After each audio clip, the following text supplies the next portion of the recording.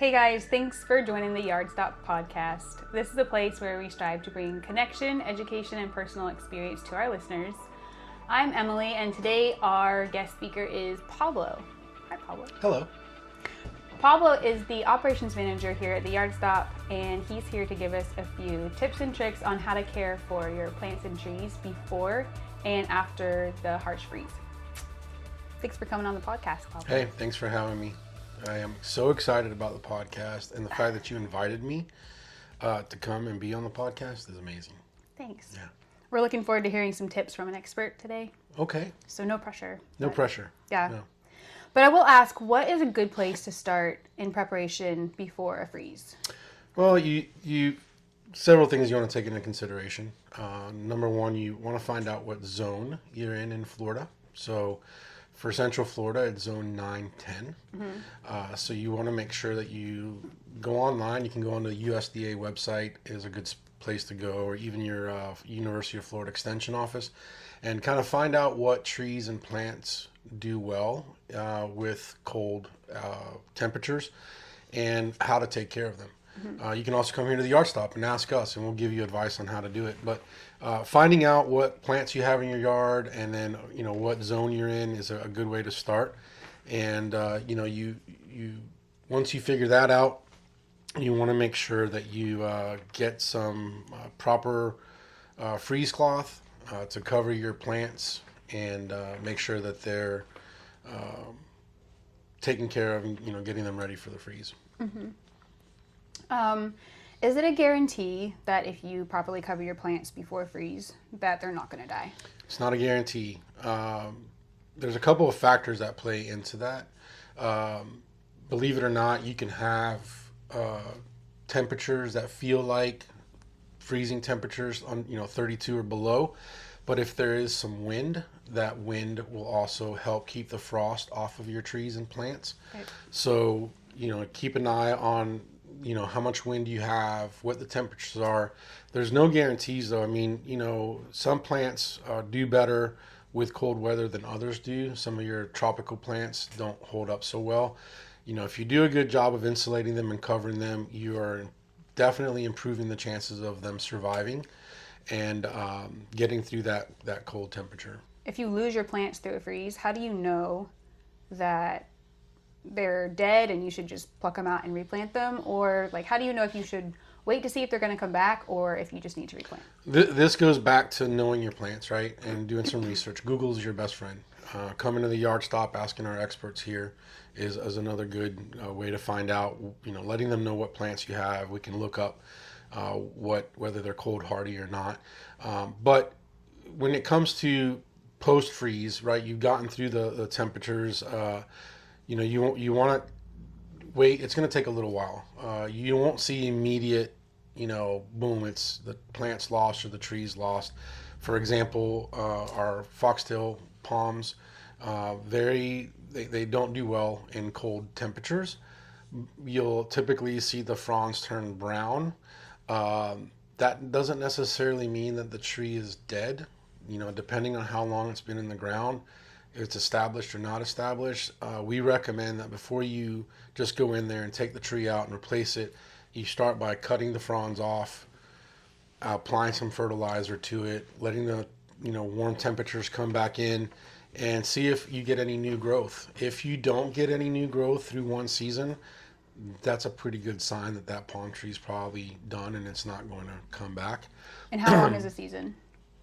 I would say, probably a good 6 months, of the spring, summer season, to see if you should see growth of that palm tree, new growth come out. But even some of your woody ornamentals, your oak trees, your magnolias, those tend to do a little bit better in freezing temperatures. You typically don't cover those. You just kind of let them do their thing. But a good way to check those to see if they're dead or alive is to scratch the bark. If you take a knife and you scratch the bark and your bark is brown and there's no green to it, typically your tree's dead. If you scratch the bark and you have some green on the bark, underneath the bark, then that tree is still alive. Some of your plants, like your crepe myrtles, it's kind of hard to tell because they're deciduous. They lose their leaves. So you just kind of have to wait and see if it's going to have new growth in the spring and summer. Right. And that's the same for smaller plants. When you clip them, you can check for if the inside flesh, if that's the right word for the inside, if it's still kind of green and like. If typically, like for example, your blue days, if you see the top layer is kind of crunchy, it's froze back, but you've got some green growth underneath, you can trim those back and just kind of see if they flush back out. It's going to go back to after a freeze, not during a freeze or before freeze. You don't want to water your plants. That's a misconception. Can I ask a question? Yeah. Like just following that. Is it true that some fruit nurseries, like I think it was the Far Reach Ranch, they grow a lot of blueberries and they put their sprinklers on and left them on continuously so that the plants would freeze to save them? Like how does that even work? Fruit trees are on a whole nother level. Okay. Yeah, fruit trees are on a whole nother level, and you'll have your peach farmers, your citrus farmers. They'll do that on purpose to protect the plant. It's a little bit different when it comes to your landscape plants in your yard. After they freeze with water, do they actually thaw out? Do plants thaw from? Yeah, they don't stay frozen forever. Right? Well, right, yeah. They're gonna have to. They're gonna have to thaw out, but they do thaw out. And again, citrus is on a whole nother level. Your home plants, your garden plants. What we do here at the Yard Stop is, again, depending on wind, depending on the temperatures, whether we have them inside or outside, or we're able to cover them, not cover them. Like our woody ornamentals, we'll come in right before daylight and we'll turn on our irrigation and get the frost off of them. So we'll wash the frost off of them if any frost settles in it. The idea is not to freeze them like you would a citrus tree to protect it. The idea is that we just turn on the irrigation first thing in the morning to wash that frost off of those plants. You don't want to run your irrigation all night long in those freezing temperatures and freeze that plant, because it's definitely going to kill it. The idea is just as the sun's rising, 6:15 in the morning, we'll come in here and we'll run all the irrigation and get water.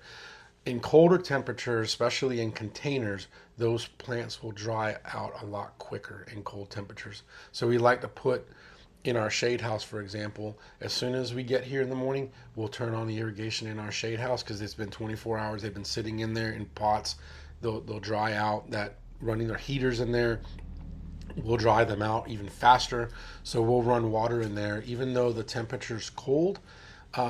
It's the sun's coming up. It's above 32 degrees. There's a little bit of wind. We'll throw that water in there, and it helps the plants. So after freeze, what's the next step in caring for your plants? The day after the freeze, that you uncover your plants. Okay, don't leave the covers on them. You want to make sure they start getting air again. The temperature's gotten above freezing. You don't want them to burn up, so you want to take those covers off. Once you do that, you want to make sure that you put some fertilizer on them. You want to make sure you put some water on them. I would recommend Harold's fertilizer, which we carry here at the Yard Stop. It's a slow time release fertilizer. If you have some Palm Pro for like your palm trees, or you can douse your palm trees, you want to do that and get some fertilizer on them. That's one of the important things that's going to help it push new growth out. And wait to prune them until... You want to wait about 4 to 6 weeks before you trim anything back extremely hard. Give the plant an opportunity to recover. Give your tree an opportunity to recover before you trim anything back. So you want to try to get into that warm season. We're getting ready to go into spring, so you're going to start getting a hard push in those plants. So it's just a good opportunity for you a good time for you to just wait and just see what the plant does on its own, and then you can decide if you want to trim it back.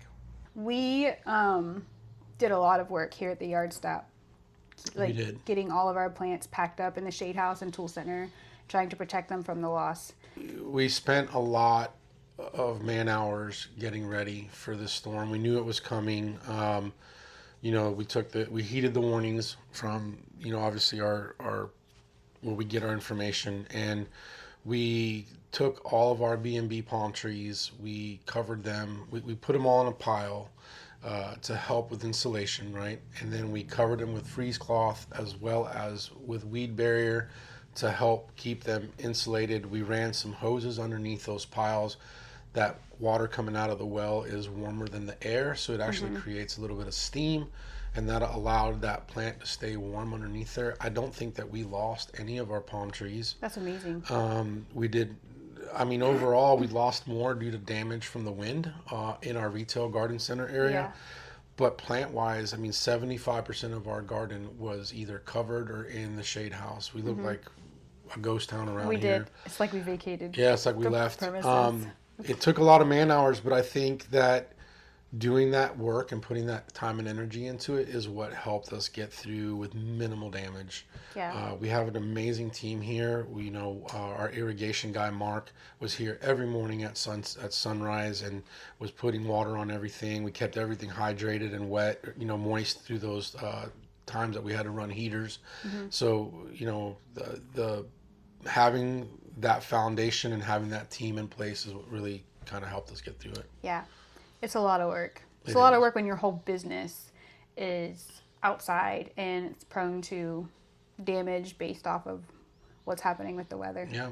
And we have the same issues here in Florida with hurricanes. When we have hurricanes, we have to prep the nursery and get everything kind of put away to make sure that we can save the material and have something that we can sell to our customers. Yeah. It's like a year-round thing. It is.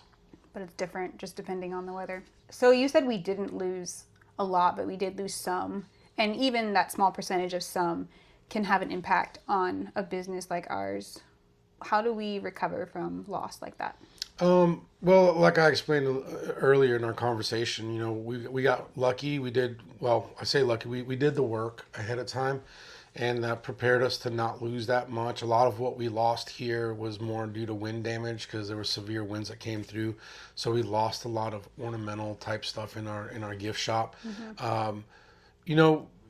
You prepare for it, and you make sure that you do the diligence and the work to get it, get yourself prepared for this, and we'll recover just fine. It was minimal. Yeah. So thank God for that, and we won't have to try to spend a lot of money to kind of get material back in here. But for anybody, like I said earlier, for anybody that owns a small business or is in landscaping or anything like that, just do the work. Prepare for the worst. When Chris and I were planning, what did this look like?